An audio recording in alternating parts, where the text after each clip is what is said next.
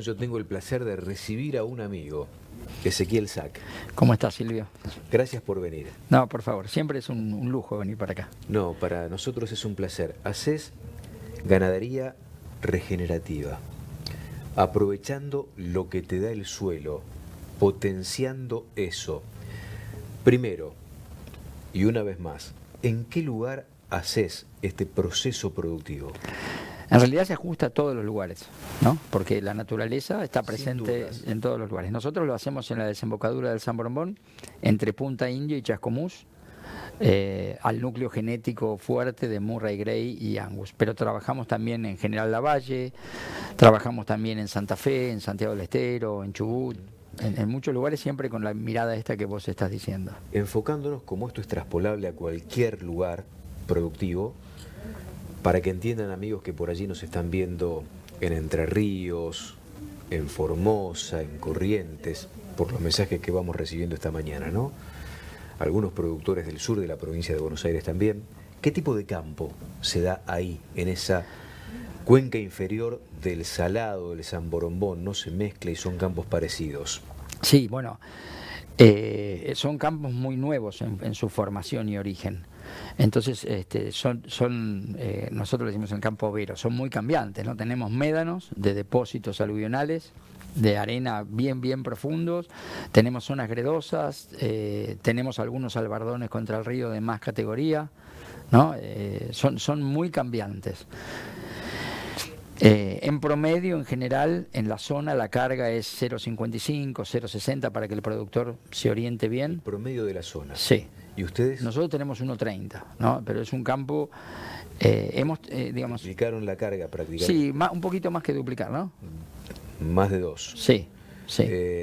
Hay un trabajo de distribución de agua, ¿no? Hay una cantidad de trabajo en manejo de parcelas, en planificación de pastoreo, en entender los tiempos de uso, de reposo, los ciclos de la naturaleza, y hay una genética que acompaña eso en forma determinante. ¿Es fácil encontrar esa genética que se adapte a ese medio ambiente? Un medio ambiente evidentemente restrictivo, 0,5 Sí. por hectárea es restrictivo eso. Sí. Yo creo que no, porque la genética tiene ya una gran intervención del hombre, ¿no? Entonces, en vez de Desde que el punto de sea... vista selectivo, seguro. Claro, Vos elegís qué poner y qué no poner. exacto. Desde dónde traes y qué traes. Y en general la mirada está puesta en las grandes ganancias de peso en las últimas décadas, porque la terminación es la que manda en cuanto a la eficiencia. Y olvidamos de alguna manera que, a diferencia de las otras especies, pollos, chanchos y demás, el ganado requiere sí o sí que la fuente de provisión de terneros se haga en campo abierto. Entonces, yo creo que la clave es esta, trabajar en mejorar el predio, la oferta, digamos. Cuando trabajan en tecnología en los criaderos de chancho, que uno ve que lo hacen cada vez más eficiente, o de pollos, justamente nosotros lo que tenemos que hacer es, con nuestro manejo, lograr que nuestro campo cada vez tenga más salud, tenga más recursos y pueda ser más estable la empresa. Ese es el negocio. El negocio acá, cuando un productor vive del campo, es tener la menor cantidad de dependencia de factores que no controla y poder tener estabilizada su producción. Entonces, una vaca adaptada en un sistema de alta producción, potencial de pastos también adaptados, nativos. Naturalmente, ¿qué pastos se da en la zona?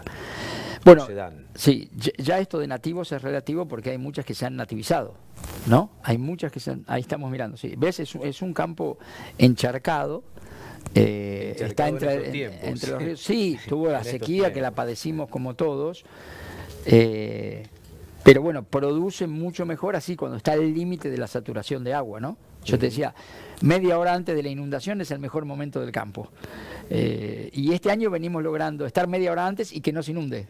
Estamos en la media hora. En el mejor de los mundos. En el mejor de los mundos, sí. Hace mucho que no teníamos un otoño así. El potencial de la capacidad receptiva y por lo tanto sí, productiva, como para que no sufra esa sobreoferta en relación al promedio de la capacidad receptiva de los campos de la cuenca inferior del San Borombón, ¿no? Sí, así es.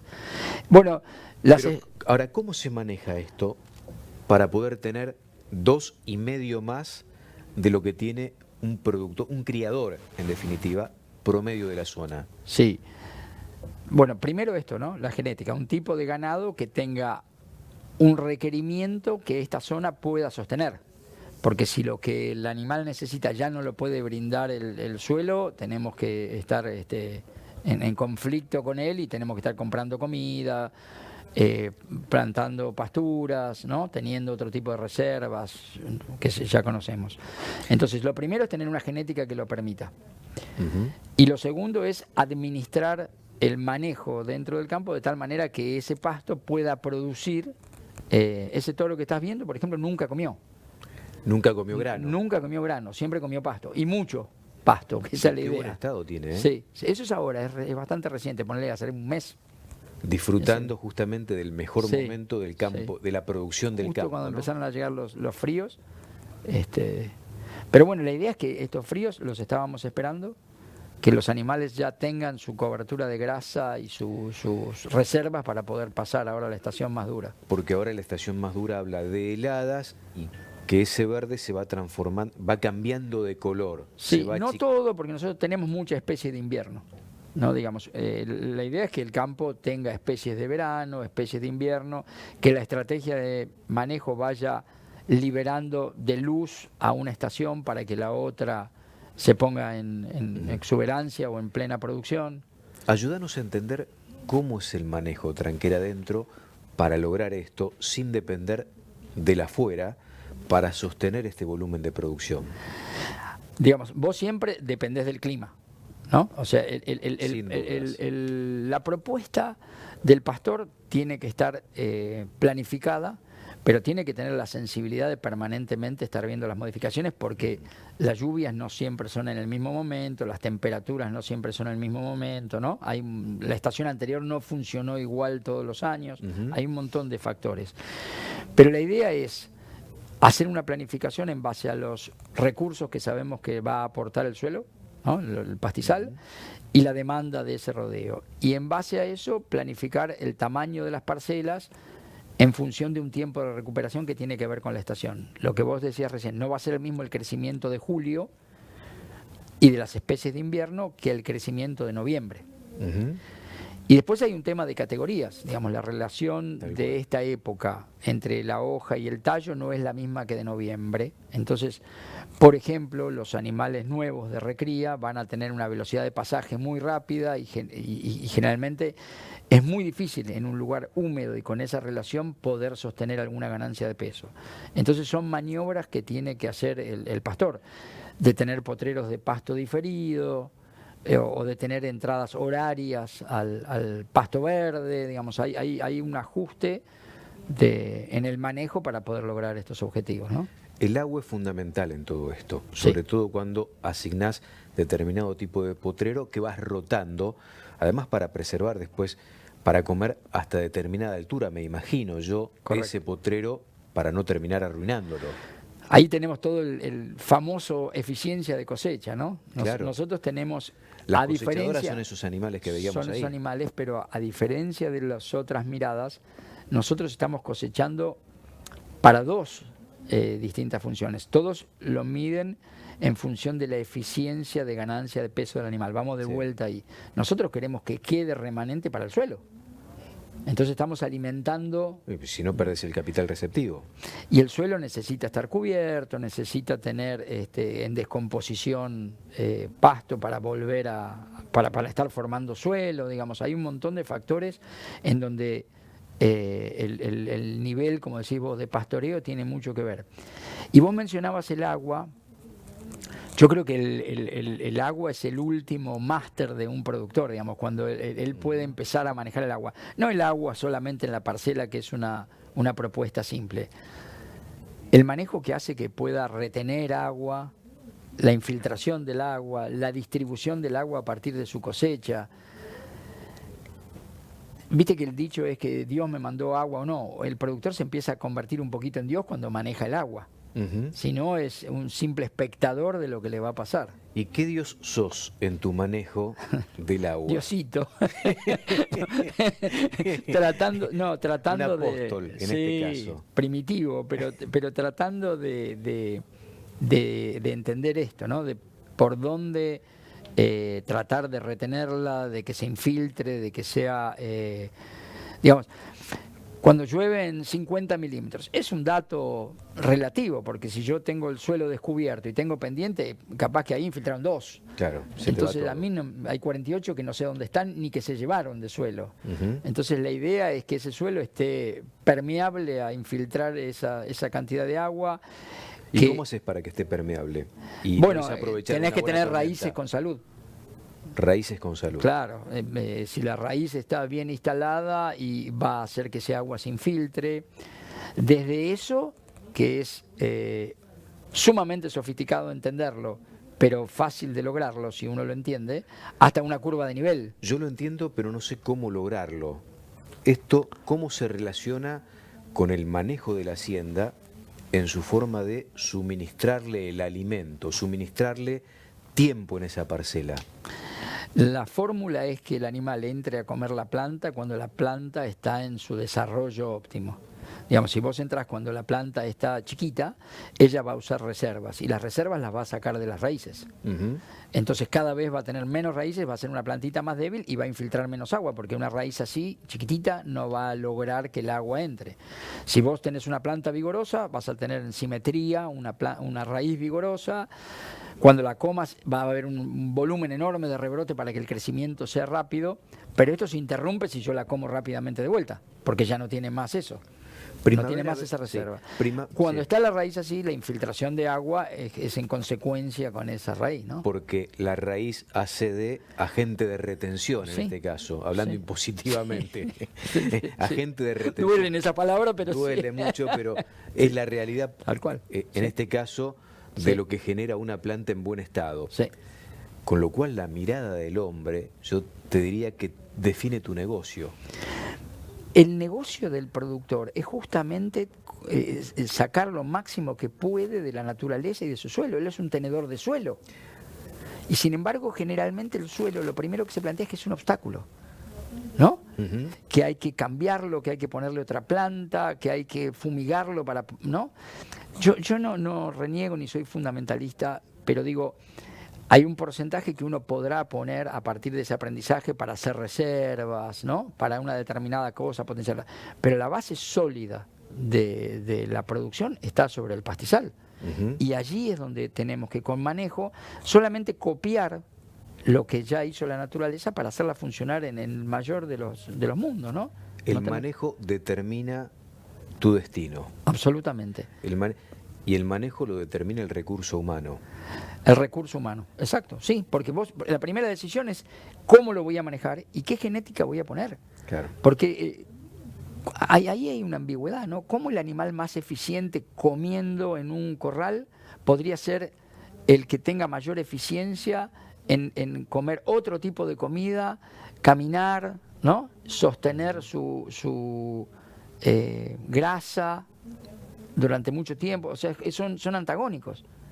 Es al revés, el que es muy eficiente en un lugar le cuesta muchísimo en el otro lugar. Eso de la versatilidad, de que es bueno en todas las canchas, yo creo que es una herramienta del marketing espectacular, pero en la realidad no lo veo yo en los campos. Está bien que mi mirada está invadida por nuestra situación y por los clientes que nos compran a nosotros que tienen esta misma mirada.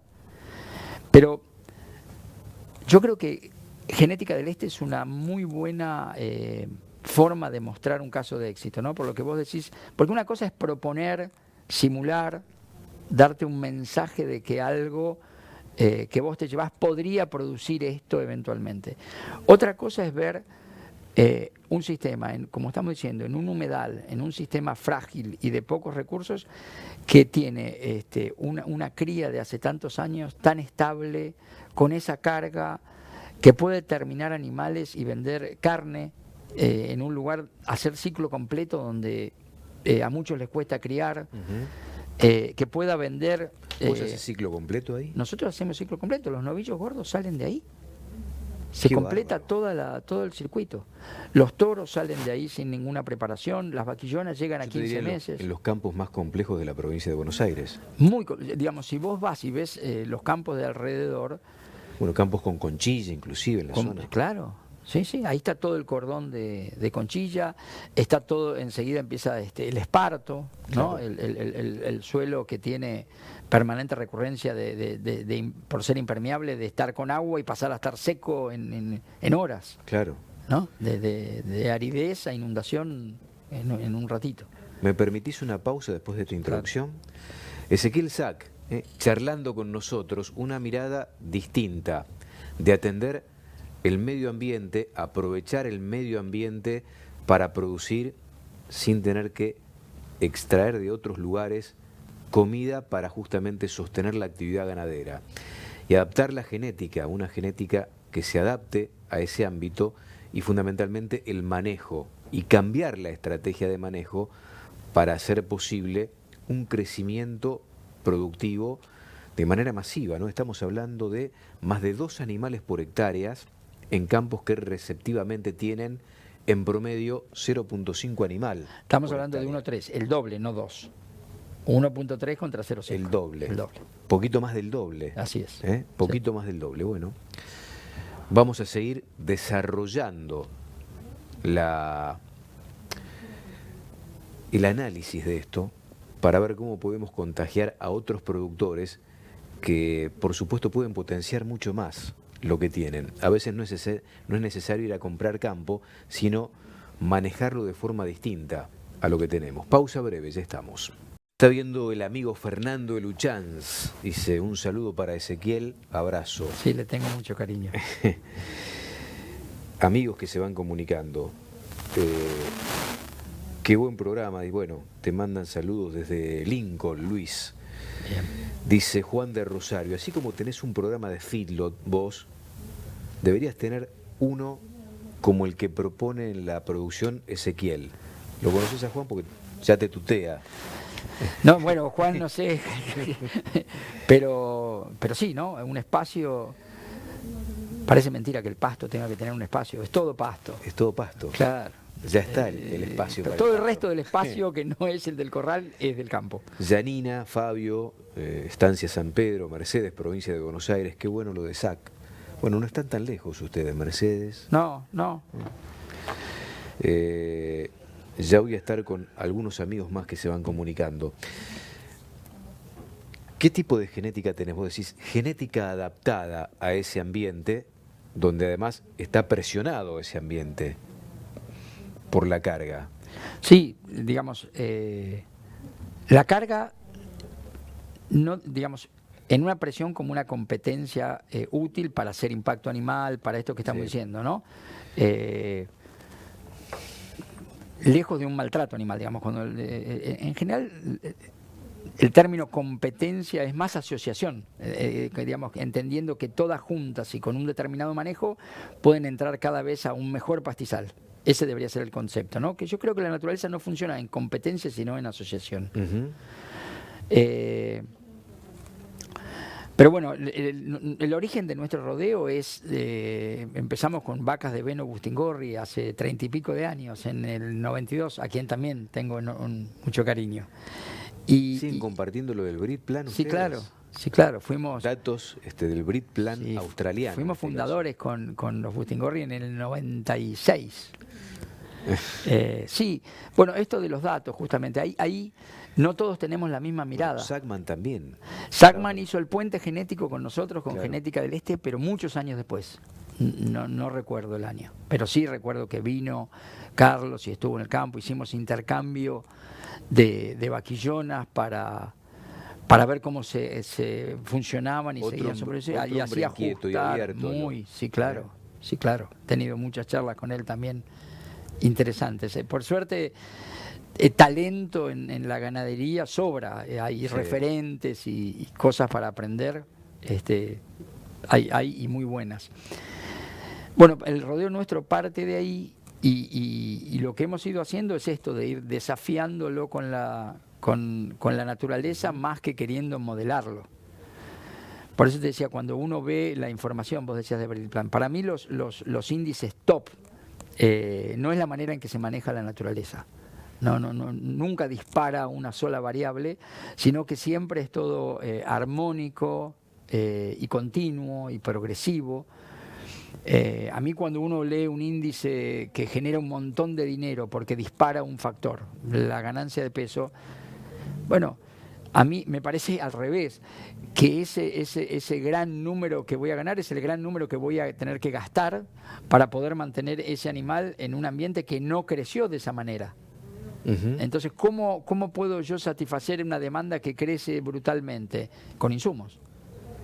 Entonces, ni quiero tener un animal excesivamente liviano al nacer, sino que quiero, porque entonces estaría siendo un animal débil. Y yo quiero un animal que salga vigoroso y fuerte y que si nace en este frío pueda en un ratito estar parado y calostrando y pasando por el agua. Entonces tendré que acortar un poquito el largo de gestación, tener un peso acorde. ¿Qué tiempo de servicio tenés? Nosotros damos 2 meses y medio de servicio, desde Apretadito. el 15 de octubre. Sí, hay servicios más cortos, pero nosotros... Hay servicio de 2 meses, pero la mayoría son de 3 meses, ¿no? Sí, lo que ha ocurrido justamente cuando empezamos a manejar mejor el pasto es que se acortaron los claro, tiempos. sí, pero además casi toda la aparición es entre cabeza y cuerpo, digamos. Lo seguimos así, pero la verdad que es despreciable lo que nace en el último mes. Es despreciable. ¿Qué porcentaje de preñez tenés en este sistema? Mira, ahí hay un tema interesante, porque el dato de la... Son todos datos, ¿no? Como decíamos recién de los milímetros, ¿viste? Yo escucho gente que dice, tengo tal preñez o tal peso al destete. En realidad es un dato muy interesante cuando está asociado a un largo periodo, ¿no? Yo te diría que este año tuvimos 96, pero en el año de la seca tuvimos 90. Entonces, si yo lo hago en los últimos 15 años, nuestro rodeo tiene 92,5% de preñez. Eso es lo que me parece interesante. Si yo ahí tengo que trazar unas variables. Si yo tengo además la carga que dijimos que tengo, y si yo tengo además la salud del pastizal comprobada, porque si yo estoy, digamos, eso es como medir un dato fuera de contexto. Si yo tengo el pastizal degradado y logré algo, bueno, indefectiblemente el próximo paso me voy a caer en un abismo. Acá el tema es que tenemos el pastizal con salud medido objetivamente. Tenemos esa carga sostenida a lo largo de los años y tenemos esa preñez sostenida a lo largo de los años. Entonces ahí yo creo que es donde está la fortaleza de nuestros rodeos, ¿no? Entonces después vos mirás las vacas y en realidad el mejor dato es este. Todos los demás datos y todo lo que yo incorpore brutalmente, como te decía, y traiga de otro lado, pone en riesgo la estabilidad de un sistema. Y justamente la naturaleza lo que hace es estabilizarse, porque no puede controlar los eventos de lluvia y de sequía. Entonces trata de estabilizarse con los animales más resistentes, que puedan permanecer más en los rodeos, ¿no? Que el pastizal esté bien, porque indefectiblemente va a venir el exceso de agua o el déficit de agua. Esto es lo que asegura que un productor pueda vivir del campo. ¿Qué haces con ese vientre, ese 8% del total del universo de vientres que van a servicio que no se preñan? Salen corriendo por varios motivos. El primero es que la caja siempre está demandada. El segundo es que selectivamente nos están ayudando un montón, porque nos están marcando permanentemente qué animales están al límite. Claro. Son los que quedan afuera. Entonces casi que encontrar quién se va es una muy buena noticia para los que se quedan, ¿no? Porque es un nuevo año de evolución. ¿Cuándo y cómo seleccionás? ¿Cómo serían cada vez mejores las vaquillonas si no fuera porque se van todos los animales malos? Sería una situación estable. La evolución es porque van quedando en el camino. ¿Cuántos servicios tiene un vientre en Genética del Este? Mira, yo estaba con Miguel, que es un señor que trabaja con nosotros hace muchos años en La Manga, y me dice, y trabajamos las vacas, el rodeo de vacas viejas, que nosotros le decimos. El otro día hay vacas, me dice, esta vaca tiene 18 años. No. Sí. No. Y ha parido a los 3, o sea que tiene 15 terneros dentro del campo. No me macaneas. No te macaneo, no. Por supuesto, es una pirámide. Obviamente. Arranca una generación y llegan muy poquitas, pero llegan. Y esas familias son tesoros dentro de una cabaña. Y lo tenés que cuidar como tesoro. Eso. Porque la recría es un espacio carísimo por el tamaño y la dimensión que ocupa, porque no produce ese año efectivamente algo para vender, más que crecimiento. Sí. Entonces una vaca que tiene permanencia, nosotros no miramos los dientes ni miramos los números, sino que si la vaca tiene una buena condición, Buen está estado. preñada y se puede manejar Obvio. por ella misma, adelante. Adelante.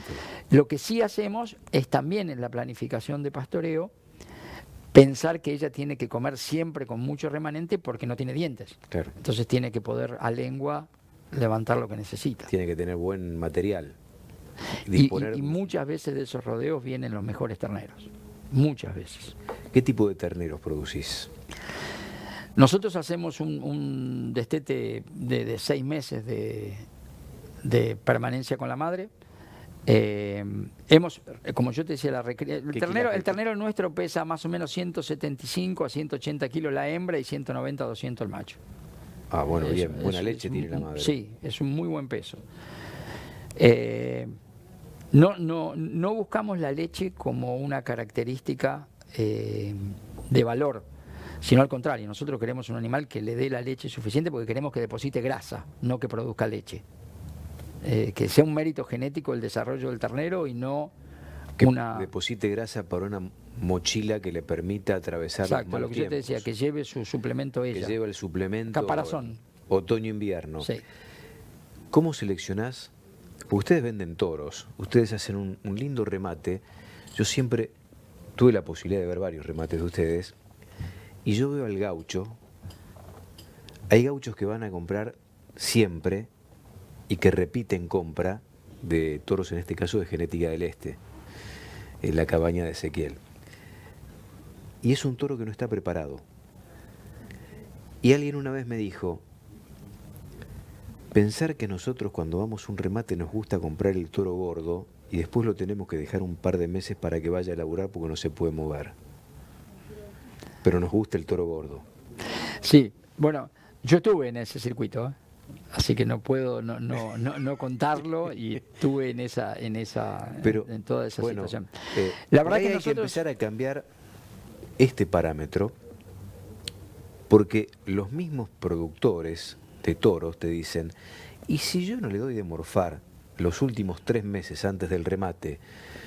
Por supuesto, una dieta controlada de silo de maíz, qué sé yo, el que lo viene a buscar no lo quiere. Y yo sé que son kilos que yo tiro al aire porque no sirven. Además le hace mal al animal. Reproductivamente al animal, al menos por un tiempo, hasta que se acomode al destino al que va ese toro. ¿Cómo aprendiste a manejar eso? Bueno, nosotros, como decías vos, en realidad no los tenemos que preparar porque están siempre preparados. Los animales de la naturaleza están siempre preparados, digamos, para la función que tienen que cumplir. Sí. Distinto es la mirada que tenemos nosotros a partir de que el marketing nos convenció de qué es lo deseable. Ahí es donde está el problema. Claro. Pero en realidad el toro tiene que cumplir una función y sí. manejarse bien. Ese sí es un insumo sí. que requiere el criador. Y él tiene que cumplir con las expectativas, los objetivos de ese criador. Vos usás obviamente para el servicio de los mismos toros. Claro. Toros similares. Los mismos toros. O a veces un año antes, más chiquitos. ¿A qué edad los empezás a usar? No, un toro de 15 meses, perfecto. ¿No se rompe después? Se rompe quieto en el corral comiendo. Si su función es la que haría naturalmente. Estaría en la manada, está midiendo ahí precocidad, ¿no? Un montón de cosas. Pero bueno, no importa eso. O sí importa, pero no es la pregunta. La pregunta es, como yo te digo, la gente aprendió que tiene que ver así el toro gordo. Y lo que está haciendo ahí, de alguna manera, es al revés de lo que aprendió. Él cuando ve en su manga las vacas machorras cubiertas de grasa, generalmente son las que no crían, las que no cumplen la función, las elimina. Y después va al remate y compra el animal que está excedido en peso, como que va a traer la solución a lo que él aprendió que era el problema. Y que ese toro después va a tener que ir a un campo que no va a tener esa condición nutricional. Sí, pero aparte ya tiene daños en las pezuñas, en los testículos, en todos sus sistemas, ¿no? Digamos, es como una persona, excederse de peso terriblemente no hace bien nunca. ¿Cuándo tenés remate vos? Nosotros generalmente, digamos, como no damos de comer, y el que lo va a comprar va a dar un servicio en la primavera lo más tarde posible, para que la primavera haga el Sí. efecto en el toro y en el campo donde va a llegar, de poder recibirlo y empezar. ¿No te complica un poco el almanaque? ¿Comercialmente? Sí. Porque hay todos los remates antes y todo el estímulo del criador y demás antes. Pero vos sabés que tengo no, Genética Este es un equipo, no soy yo, Ya ¿no? lo sé, Tenemos, lo sé. Los he visto. claro, tenemos compradores que nos compran los toros ahora, los pagan ahora por un tema financiero, que vendieron los terneros o que cobraron, y los retiran en la primavera. Digamos, es algo muy conversado, donde la gente me dice, después lo elijo, ya está, ya cerré, pero no uno, varios que compran los toros y compro 3, compro 5, luego los Retiro. los retiro. Le haces el servicio preventa en este caso. Sí, hay gente que quiere tener cerrado por Está muy bien. un tema financiero, que no se desacoplen sus Sí, valores ¿cuánto otro- o temas de IVA, ¿no? ¿Qué volumen solés vender en el remate? No, la verdad es que en el remate vendemos 30, 40 toros. Poquito. Sí, y en total nosotros vendemos unos 170 toros En todo el año. en todo el año, Mucho directo. mayoritariamente. Te vienen y te golpean la puerta los vecinos, sobre todo, me imagino. Sí, por ahí no el vecino que está al lado, viste que uno no es profeta en su tierra, pero sí un poquito más allá. ¿Y vaquillonas vendés también ahí? Sí, vendemos algunas vaquillonas, sí. Vos sabés que Alfredo me dijo, qué raro que no me escribió, ¿no? Estará descansando. Una vez me dijo, debe estar descansando, las mejores vaquillonas que compré, se las compré Ezequiel Sac. Es Las cierto, que más me son duraron. muchos años. Creo Sí. que te lo dijo una vez. a Sí, vos. sí, ¿Eh? es un... En su aventura productiva, Sí. que emprendió hace tiempo y Me pasó lo que dijiste que me iba a pasar, me dijo. Que me iban a durar muchos años, que me iban a dar muchos terneros. viste que te lo así había funcionó. yo lo escuché, Sí. siempre me lo dice. Sí. Lo cual es un enorme mérito, Sí, porque claro. Alfredo es muy, viste, Sí, claro. es muy perseverante. No, tenemos muchas satisfacciones en eso de la genética funcionando en otros lugares, comprobando lo que nosotros decimos, ¿no? Te voy a invitar, si me animo, hasta te voy a visitar, mira, en Bueno. algún momento. Dale. Cuando se acerque un poco más Si no, cuando quieras, en serio, venir a charlar. es un sí, gusto. sí. Además tenés un bellísimo lugar allí en la cuenca del Lo San queremos y Telmo. lo cuidamos mucho. Sí, lo sé. Saludos a la familia, Dale. Ezequiel. Gracias, Gracias por Silvio. venir. Gracias. Un placer como siempre.